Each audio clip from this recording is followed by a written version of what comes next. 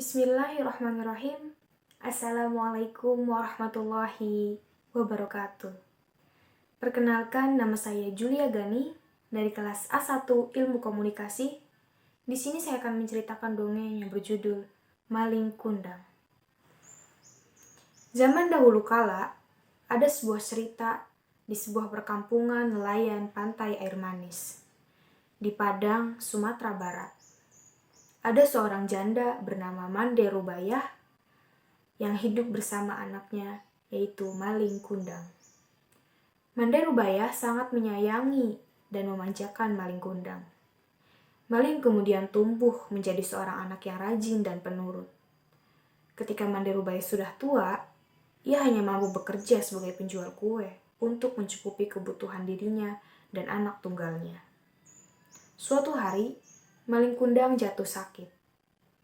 Hingga nyawanya melayang, namun akhirnya ia dapat diselamatkan berkat usaha keras ibunya. Setelah sembuh dari sakitnya, ia semakin disayang. Mereka adalah ibu dan anak yang saling menyayangi. Saat Maling sudah dewasa, ia meminta izin kepada ibunya untuk pergi ke kota. Karena saat itu sedang ada kapal besar merapat di pantai air manis. "Jangan, Malin, ibu takut terjadi sesuatu padamu di tanah rantau sana.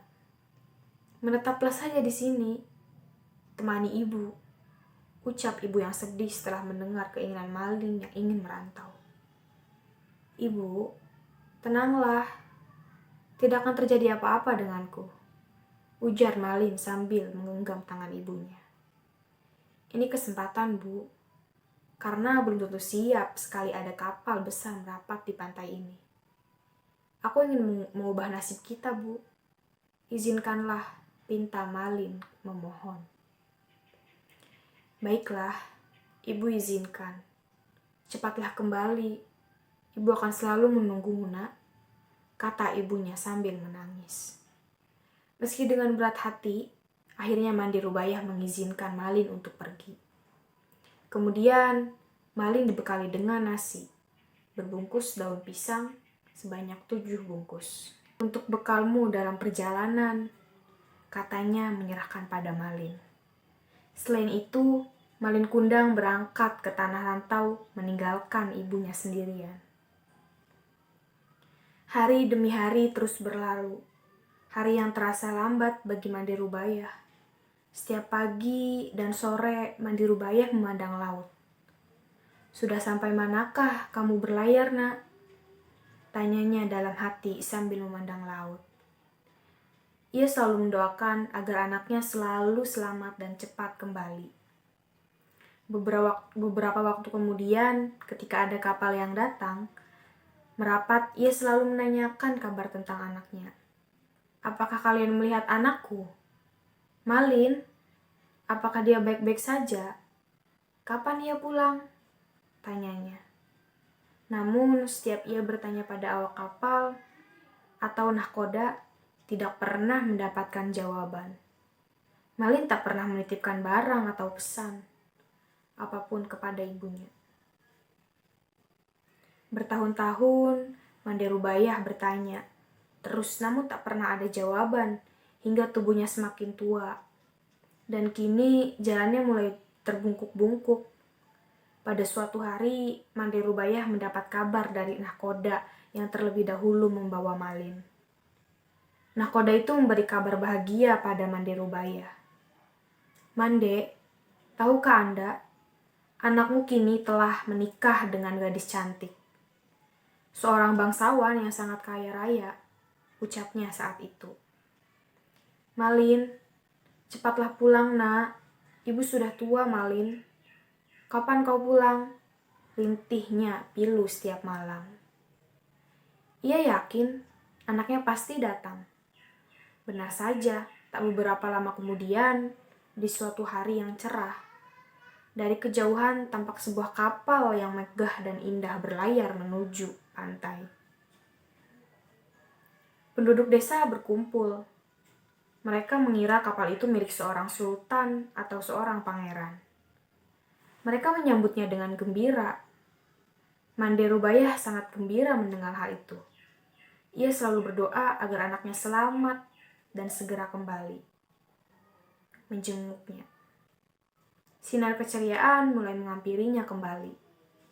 Namun, hingga berbulan-bulan, semenjak ia menerima kabar Malin dari nahkoda itu, Malin tak kunjung kembali untuk menengoknya. Ketika kapal itu mulai merapat, terlihat anak muda berdiri di anjungan. Pakaiannya mereka berkilauan, terkena sinar matahari. Wajah mereka secerah senyum, karena bahagia disambut dengan meriah.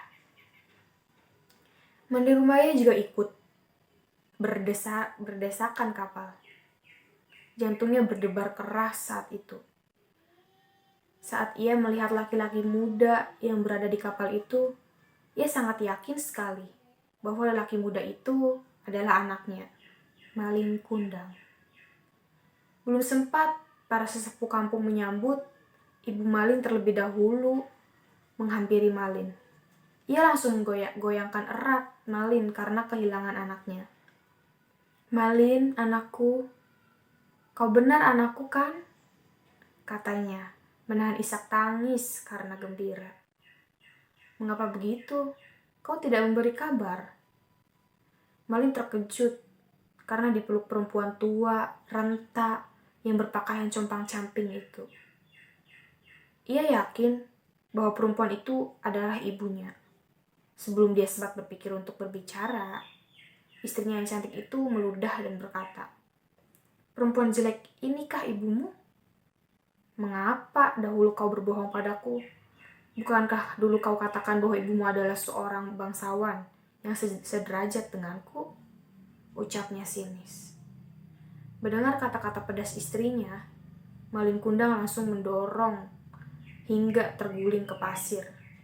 "Perempuan gila, aku bukan anakmu," ucapnya kasar. Manderubaya tidak percaya akan perilaku anaknya. Ia jatuh terduduk sambil berkata, "Malin, Malin, anakku, aku ini ibumu, nak. Mengapa kau jadi seperti ini, nak?" Malin Kundang tidak memperdulikan perkataan ibunya. Dia tak akan mengakuinya. Ia malu kepada istrinya. Melihat perempuan itu bersujud saat mengamati kakinya, Malin menendangnya sambil berkata, "Hai perempuan gila, ibuku tidak seperti engkau, melarat dan kotor."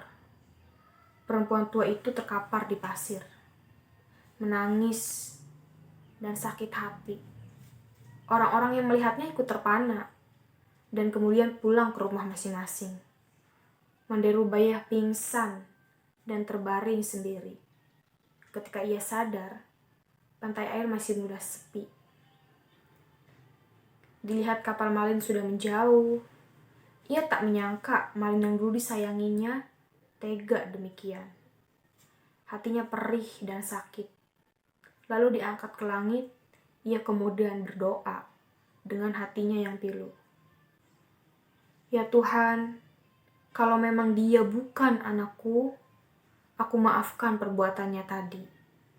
Tapi kalau memang dia benar anakku, yang bernama Malin Kundang, aku mohon keadilanmu ya Tuhan," ucapnya pilu sambil menangis. Tak lama kemudian, cuaca di tengah laut gelap. Hujan tiba-tiba turun dengan teramat lebatnya. Tiba-tiba datanglah badai besar, menghantam kapal Malin Kundang. Lalu sambaran petir yang menggelegar. Saat itu juga kapal Malin hancur berkeping-keping. Kemudian terbawa ombak hingga ke pantai. Esoknya saat matahari pagi muncul di ufuk timur, badai telah reda. Di pinggir pantai terlihat kepingan kapal yang telah menjadi batu. Itulah kapal Malin Kundang. Tampak sebongkah batu yang menjadi pusat tubuh manusia. Itulah tubuh Malin Kundang. Anak durhaka yang dikutuk ibunya menjadi batu karena telah durhaka. Di sela-sela batu itu berenang-renang ikan teri, ikan belanak, dan ikan tenggiri. Konon, ikan itu berasal dari serpihan tubuh sang istri yang terus mencari maling kundang. Kisah legenda maling kundang ini memiliki pesan yang dapat diambil dari si kecil, yaitu yang mengatakan kedua orang tua yang susah dan senang, dan jangan melupakan orang tua yang telah menyayangi dan mendidik dari kecil. Itulah dongeng anak dari Sumatera Barat, kisah maling kundang, si anak durhaka pada ibunya. Semoga bisa menjadi pembelajaran untuk diceritakan ke anak-anak kita. Kurang lebihnya segitu dari saya. Wabillahi taufiq wal hidayah. Wassalamualaikum warahmatullahi wabarakatuh.